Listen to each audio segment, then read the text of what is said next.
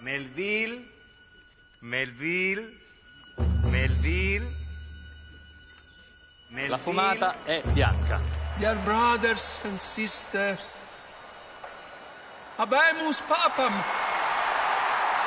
ac reverendissimum.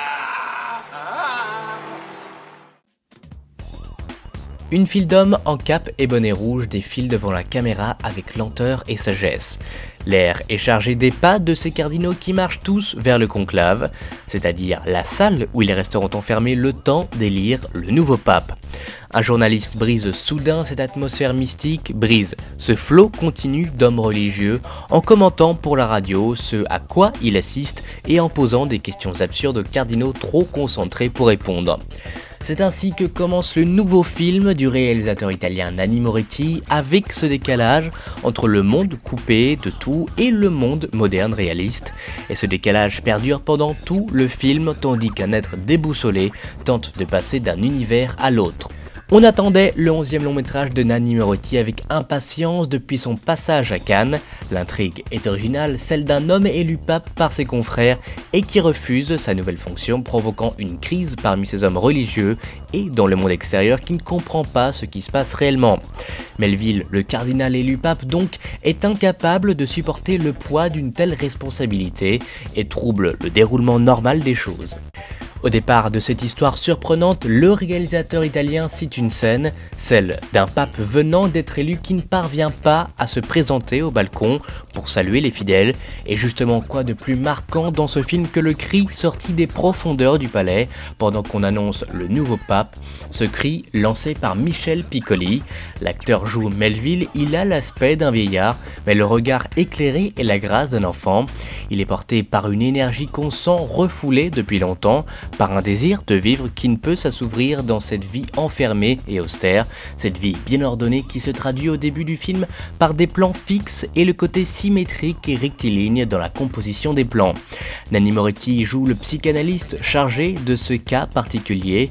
Il apporte le regard extérieur et décalé à cette société intramuros et porte les hommes vers une nouvelle vision de la vie qui peut aller à la conversation autour d'un jeu de cartes, à un match de sport entre cardinaux dans la cour du palais. Les cardinaux deviennent des hommes à part entière et non plus des êtres en masse retirés de la vie publique. De ce côté, le film est intéressant car on assiste aux conversations des prêtres et nous pouvons observer leur quotidien. On en apprend un peu plus sur chacun de ces hommes qui deviennent des personnalités, des caractères bien distincts. Le comique est présent, comme souvent dans les films de Moretti, et rend encore ces hommes plus humains. Notamment la scène où ils doivent élire le prochain pape, chacun espère visiblement ne pas être élu, et le jeu de regard, les chuchotements, l'atmosphère de complot qui règne et qui monte en une symphonie de ratures, de raclements de gorge et de redressement sur le siège.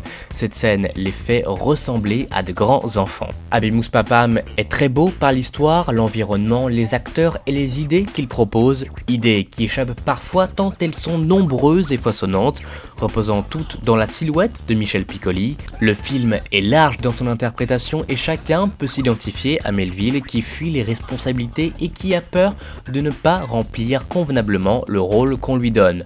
On retient de belles séquences, notamment celle où les cardinaux se transforment en joueurs de volleyball et lâchent leur retenue pour s'abandonner au jeu du sport. Une scène de partage autour du ballon qui fait le lien entre les hommes. L'homme devient la préoccupation principale de ce film au-delà des nations ou des règles religieuses. Habemus Papam est donc un film que nous vous conseillons et pour tous ceux qui sont sur Paris, la Cinémathèque projette jusqu'au 28 septembre la filmographie entière de Nanni Moretti, alors courez-y. Quindi lei lavora? No. E che lavoro fa? Cosa faccio? Sì.